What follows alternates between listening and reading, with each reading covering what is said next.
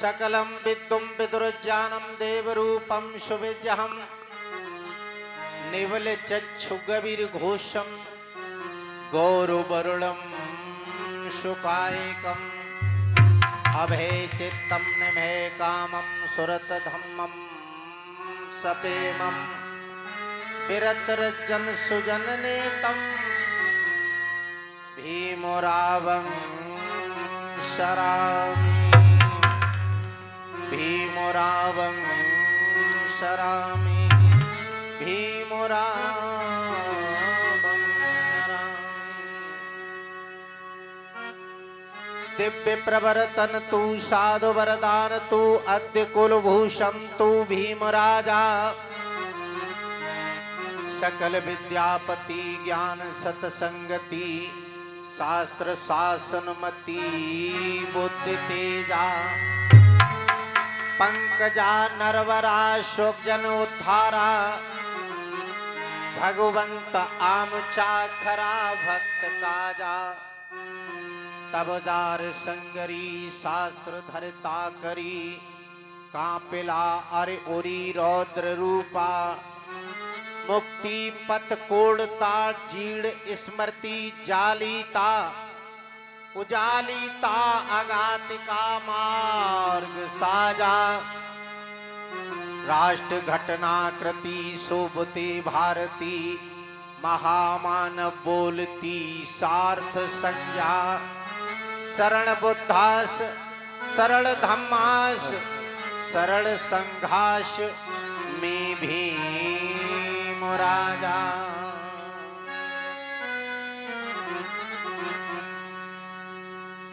आज बाबा साहब डॉक्टर भीमराव अंबेडकर की बदौलत इस भारत देश में परम पूज्य करुणा के सागर तथागत बुद्ध का उदय हुआ, बुद्ध धम्म का उदय हुआ। और इस भारत में जहां बुद्ध धम्म को बिल्कुल समाप्त कर दिया गया था, बाबा साहब ने पुनः नागपुर की धरती पर 14 अक्टूबर 1956 को दीक्षा लेकर के इस बुद्ध धम्म का उदय किया। और उनका एक सपना था कि अगर इस भारत में मैं 2 साल जीवित रहा तो पूरे भारतवर्ष को पुनः बुद्धमय बना दूंगा। हालांकि वो अधिक समय तक इस दुनिया में समय नहीं दे पाए, लेकिन उसके बाद वो ऐसा एक वृक्ष लगा के गए बुद्ध धम्म का कि आज वो बुद्ध धम्म का वृक्ष फलते फलते फूलते फूलते पूरे भारत में फूलता चला जा रहा है। और आज पूरे भारत में लोग बुद्ध धम्म को ग्रहण करते हुए चले जा रहे हैं। आप सबसे मेरा ये निवेदन है कि इस बनामई की कथा में एक किसी विशेष व्यक्ति की कथा ये नहीं है। यहाँ पर इतने महापुरुष जो बहुजन महापुरुष हैं जिन्होंने समाज के लिए कुछ न कुछ किया है, उन सबकी फोटो तस्वीर लगाई गई हैं और सभी की कथा भी सुनाई जाती है। आज आपके बीच में हमारे बहुजन समाज का बहुत बड़ा कार्य करने वाले यादव समाज में पैदा होने वाले ललई सिंह यादव, जिनको हमारा यादव समाज पढ़ना नहीं चाहता है। निश्चित अगर एक बार भी ललई सिंह यादव को हमारा यादव समाज पढ़ लेगा तो वो बहुजन समाज का धम्म की तरफ कार्य करने लगेगा। हमारा जहां तक राठौर समाज है, तेली समाज है, उसने अपने समाज के छत्रपति साहू जी महाराज को नहीं पढ़ा। और अगर वो छत्रपति साहू जी महाराज को पढ़ लेता तो निश्चित तरीके से धम्म की तरफ वो मुड़ जाता। क्यों? मैं जिन महापुरुषों का नाम ले रहा हूं, और अगर शाक्य समाज ने हमारे तथागत बुद्ध के साथ साथ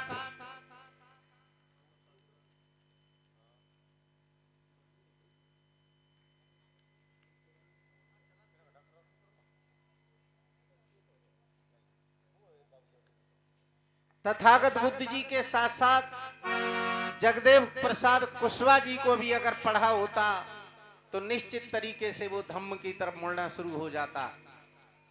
इसलिए ऐसी कोई बिरादरी नहीं है, ऐसी कोई जाति नहीं है जिसमें हमारे समाज को जागृत करने वाले महापुरुष पैदा नहीं हुए। लेकिन हमारे बहुजन समाज को कभी इन्हें पढ़ने का मौका नहीं मिला। पहले तो पढ़ने नहीं दिया जाता था। हमारे बहुजन महापुरुषों की कथाओं को बिल्कुल अलोप कर दिया गया, लोप कर दिया गया। उस समाज के सामने बिल्कुल आई नहीं। बाबा साहब ने जब हमें हक अधिकार दिया 1956 के बाद, बाबा साहब के जाने के बाद इस भारत में उदय हुआ लोगों का पढ़ना, शिक्षा का प्राप्त करना, लोगों ने धीरे धीरे शिक्षा को प्राप्त किया, अपने अपने महापुरुषों का अध्ययन किया, पढ़ा।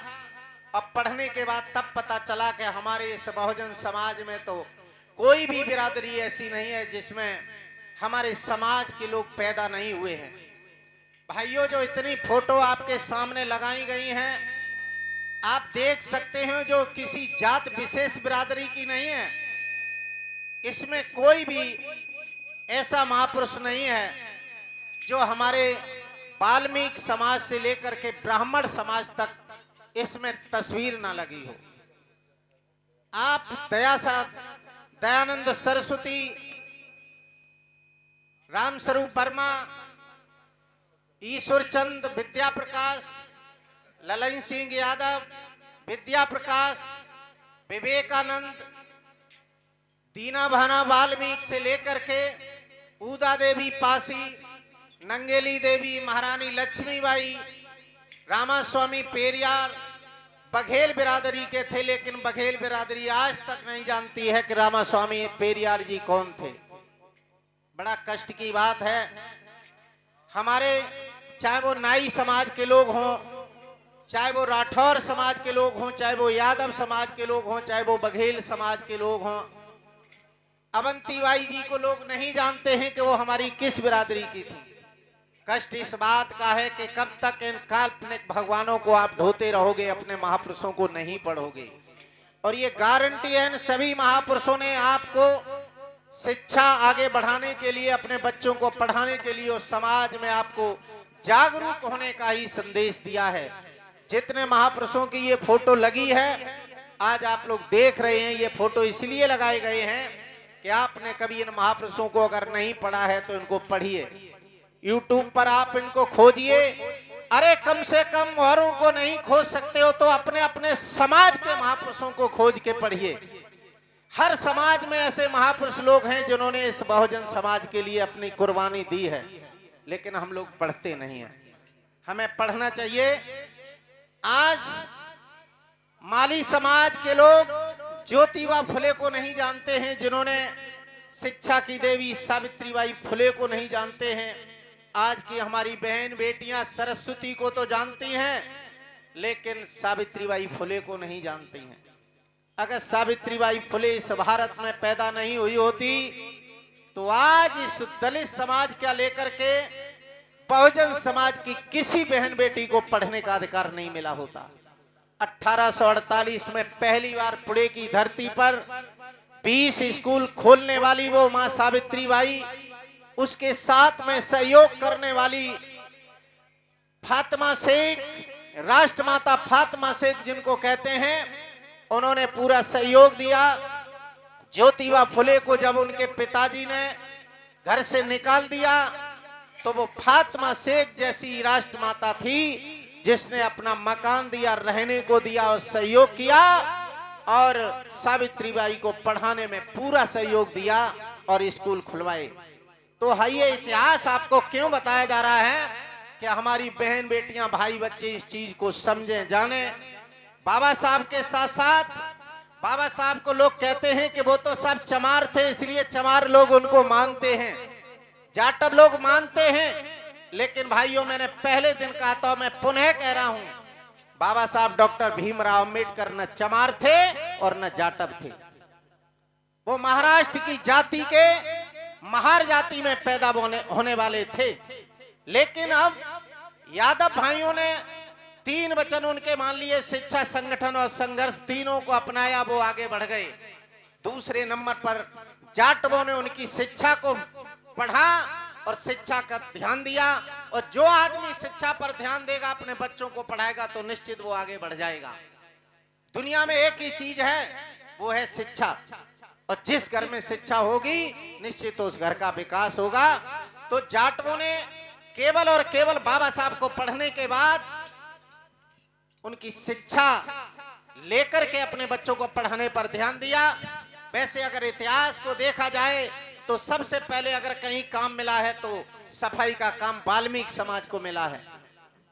उसके बाद दूसरा काम हमारे कठेरिया समाज को मिला है। तीसरा काम व्यापार आदि का चिक समाज को मिला। इन्हें पैसा पैदा करने का अधिकार सबसे पहले मिला, लेकिन उन्होंने शिक्षा पर ध्यान नहीं दिया। ये उसी में अनवरत रहे और वहां के वहीं रह गए। जितने भी अदरवाद जातियां हैं, इन्होंने अपने समाज में कुर्बानी को करते हुए अपना पैतृक धंधा छोड़ दिया और शिक्षा में आगे बढ़ करके फैक्ट्रियों में घर छोड़ के बाहर जाके मजदूरी करना शुरू कर दिया। इसलिए जिन्होंने अपना अधिकार पुराना काम छोड़ दिया, निश्चित वो आगे बढ़ गए हैं। मेरे भाइयों, मेरी बहनों, मैं आपसे यही कहना चाहता हूं कि बाबा साहब ने किसी जात विशेष के लिए काम नहीं किया। बाबा साहब ने किसी एक के लिए काम नहीं किया। आज लोग कहते हैं कि बाबा साहब ने तो अकेले दलितों के लिए काम किया।